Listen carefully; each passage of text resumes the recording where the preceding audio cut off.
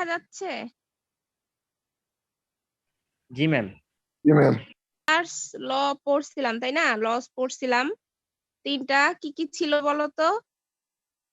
যে প্ল্যানেট গুলো হচ্ছে ইলিপস পাথে ট্রাভেল করে এবং তাদের ফোকাস হচ্ছে সান। তারপরেরটা কি ছিল? যে প্রত্যেকটা প্ল্যানেটের যে পাথ থাকবে তার যে রেডি গুলা হবে বিভিন্ন পজিশনের জন্য টাইমের সাপেক্ষে time with change of time there will be several ready and those ready will produce some areas. The areas described by the ready drawn from the planet to the sun are in the same orbit proportional to the time of describing them. আচ্ছা, পরেরটা কি ছিল? The square of the periodic Times. Periodic time কি ছিল? Periodic time হচ্ছে একটা গ্রহ একবার তার পাথকে ট্রাভেল করবে, তার মানে সূর্যকে একবার প্রদক্ষিণ করবে, that is the periodic time of planets. The squares of the periodic times of the various planets are proportional to the cubes of the major axis of their orbits. That means major axis টা এখানে কি? আমরা জানি বৃহদাক্ষের দৈর্ঘ্য হচ্ছে 2a, major Axis এর length হচ্ছে twice a. That means এখানে মেজর অ্যাক্সিস হবে হচ্ছে a. তো সেখান থেকে আমরা এই যে স্যাবের কিছু আর্টিকেল দেখেছিলাম 70, 71 t square is equal to 4 pi square by mu a cube, যেখানে 4 পাই স্কয়ার বাই মিউটা হচ্ছে constant and mu is the absolute acceleration. আচ্ছা, এখান থেকে আমরা কিসের দিকে আগাচ্ছিলাম? এখান থেকে আমরা আগাচ্ছিলাম যে কেপলারস থার্ড লটা নিউটনস ল অফ গ্রাভিটেশনের সাথে কোইনসিড করে, তাই না? সেটা হচ্ছে কিভাবে ছিল যে পি হচ্ছে প্ল্যানেট, এস হচ্ছে sun, alpha is the acceleration or attraction force to the sun from planet and beta is the attraction force বা force of attraction to the planet from sun, and r small r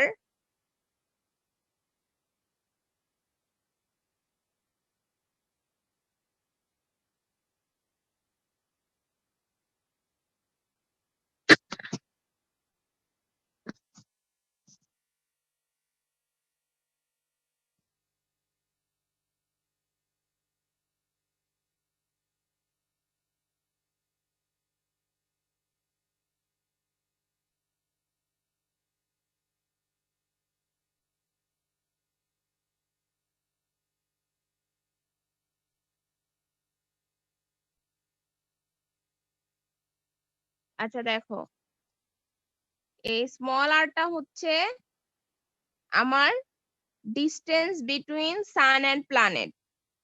so according to gravitation law, S R P যদি আমি ধরি হচ্ছে যে কি বলবো যে তোমার সে mass of the both planet and sun, and gamma is the constant of gravitation, then gamma is into sp divided by r square, the attraction force between these two, right?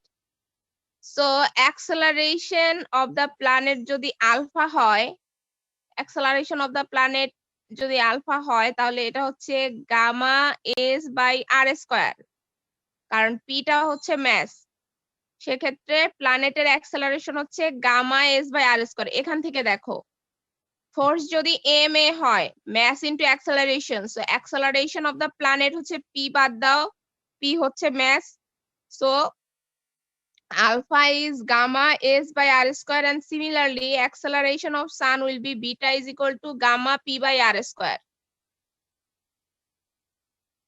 Is it clear to all?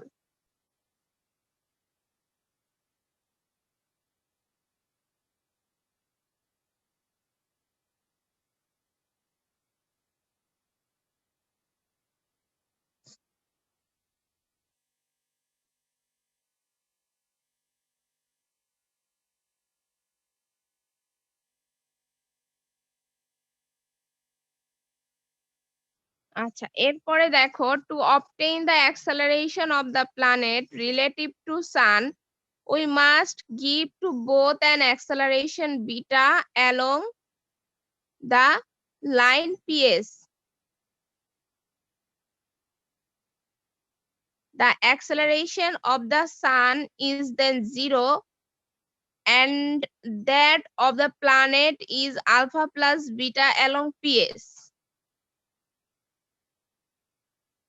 আমরা কি বলছি এখানে, আমরা কি চাচ্ছি, acceleration of the planet relative to the sun. আচ্ছা, সূর্যের সাপেক্ষে যদি আমরা প্ল্যানেটের অ্যাক্সেলারেশন চিন্তা করি, তাহলে দেখো প্ল্যানেটটা যেহেতু সমতলে ট্রাভেল করতেছে, প্ল্যানেট কি উপর থেকে নিচে ট্রাভেল করে নাকি একটা নির্দিষ্ট তলের উপরে ট্রাভেল করে, অরবিটের উপরে ট্রাভেল করে? অরবিটের উপরে ট্রাভেল করে, রাইট?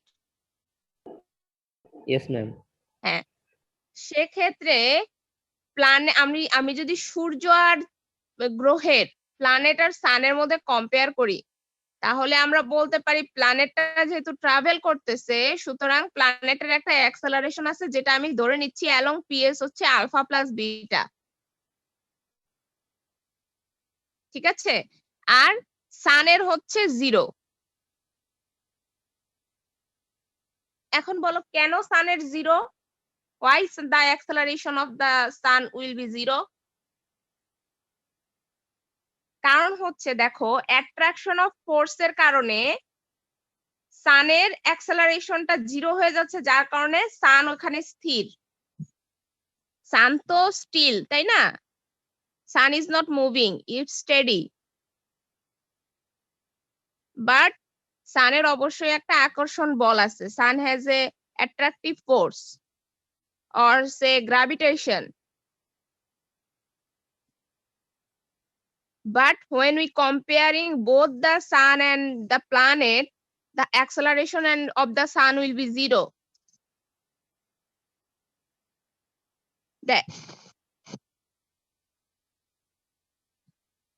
দেখো বুঝতে পারছো কিনা, কারো কোনো কোশ্চেন আছে কিনা?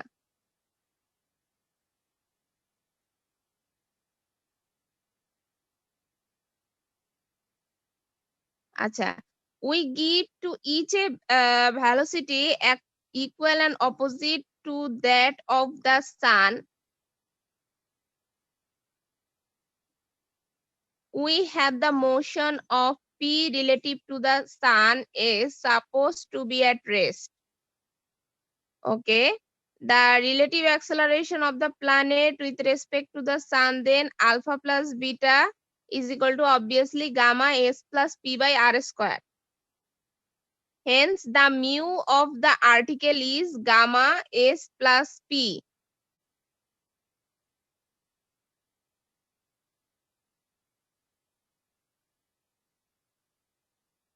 তাই না?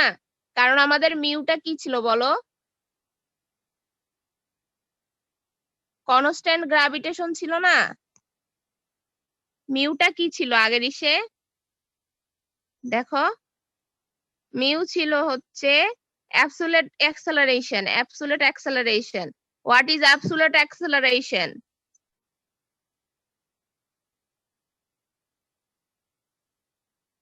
Relative to something.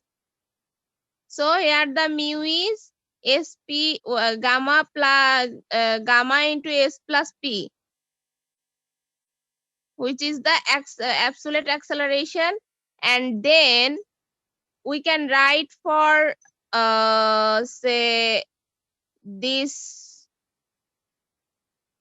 consideration, t is equal to 2 pi by root over gamma plus gamma into s plus p by 2 pi by gamma into s plus p a to the power 3 by 2, কিন্তু that means t স্কয়ারটাকে এখানে স্কয়ারটাকে এই পাশে নিয়ে আসা হয়েছে, ওটা a to the power 3 by 2. If t1 be the time of revolution and a1 be the semi-major axis of the relative path of another planet p1, Then similarly, T1 will be 2 pi by gamma root over gamma S plus P1 A1 to the power 3 by 2. So if we divide this, we get this equation we will get.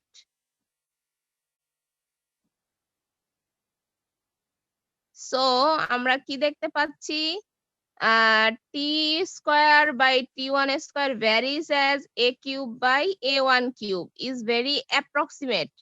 It follows S plus P1 divided by S plus P is very nearly unity. That means এটা almost 1 হবে। এই যে ফ্র্যাকশনটা, এই ফ্র্যাকশনটা almost 1 হবে এবং কেপলারের ল অনুযায়ী টি কিন্তু এর সাথে ভ্যারি করবে, T square varies with A cube. So এই ফ্র্যাকশনটাও এই ফ্র্যাকশন অনুযায়ী ভ্যারি করবে। That means this is almost unity 1 and hence P and P1 are either very nearly equal or very small compared to S. Obviously আমরা কি বলছিলাম যে সূর্যের যত কাছেই গ্রহ হোক, গ্রহ সূর্যের তুলনায় খুবই ছোট। Planets are very much small compared to sun. But it is known that masses of the planet are very different. Hence, they must be very small compared to with the sun or compare with that of sun. কেন আমরা এই পোরশনটা almost 1 হবে, almost 1 এর কাছাকাছি? গ্রহের ভরগুলা তো অবশ্যই আলাদা আলাদা, কিন্তু সানের ভরটা কিন্তু কনস্ট্যান্ট। আর সানের ভরটা এতই বেশি যে গ্রহ দুইটার ভর, মানে আমরা ধরে নিচ্ছি যে সূর্যটা এতটাই বড়, সূর্যের ভরটা এতই বেশি হবে যে গ্রহ দুটার ভর ম্যাটারই করছে না। সূর্যের তুলনায় গ্রহ দুটার ভর খুবই ছোট, যার কারণে এই কম্পোনেন্টের ভ্যালুটা অলমোস্ট 1 আমরা কনসিডার করে নিচ্ছি।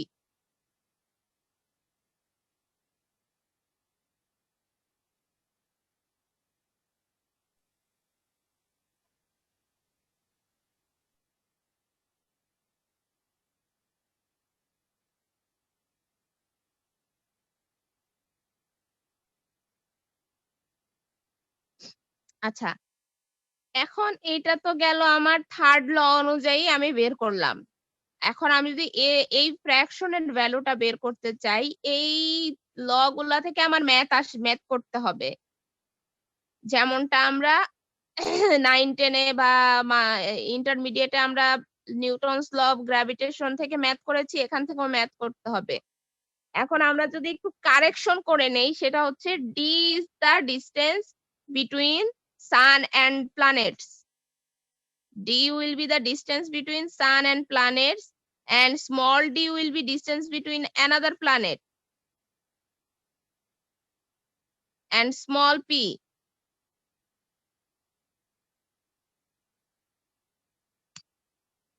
Then দেখো কি বলতেছে, সান থেকে প্ল্যানেট আবার ক্যাপিটাল পি যদি একটা প্ল্যানেট হয়, স্মল পি যদি আর একটা প্ল্যানেট হয়, আবার এই দুইটা প্ল্যানেটের মধ্যে যদি আমি কম্পেয়ার করি এই তিনটা জিনিসের মধ্যে, তাহলে এই ধরনের ইকুয়েশন আমরা পাই। এবং টি থেকে টি যদি একটা পিরিয়ডিক টাইম হয়, স্মল টি আর একটা পিরিয়ডিক টাইম হয়, ডি একটা ডিস্টেন্স, স্মল ডি একটা ডিস্টেন্স, এই চারটা কোয়ান্টিটি থেকে আমি এই ফ্র্যাকশনাল ভ্যালুটা বের করতে পারি।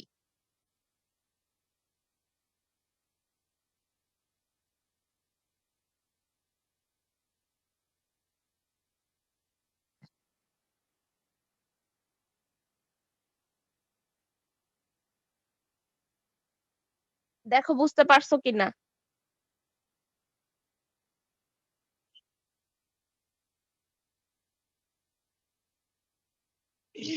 কারো কোনো কোশ্চেন আছে কিনা দেখে বলো।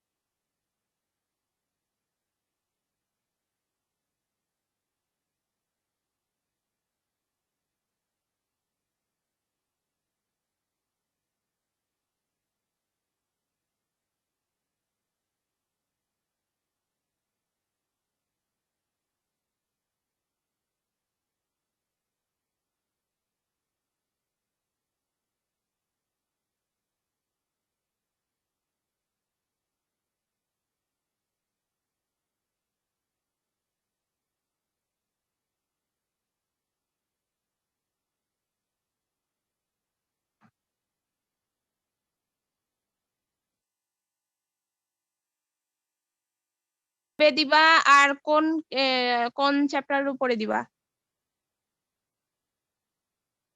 ম্যাম সেন্টার অফ গ্র্যাভিটির উপর দেই। Centre of gravity.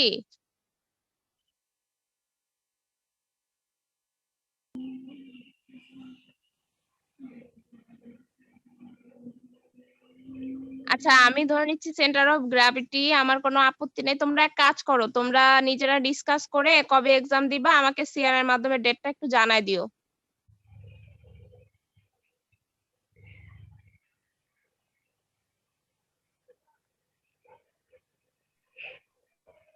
G ma'am. আচ্ছা, সেন্টার অফ গ্র্যাভিটি মানে কিন্তু ওই তিনটা party, centre of gravity of an arc, plane and sphere, তিনটা পার্টি, ঠিক আছে? জি ম্যাম। ওকে।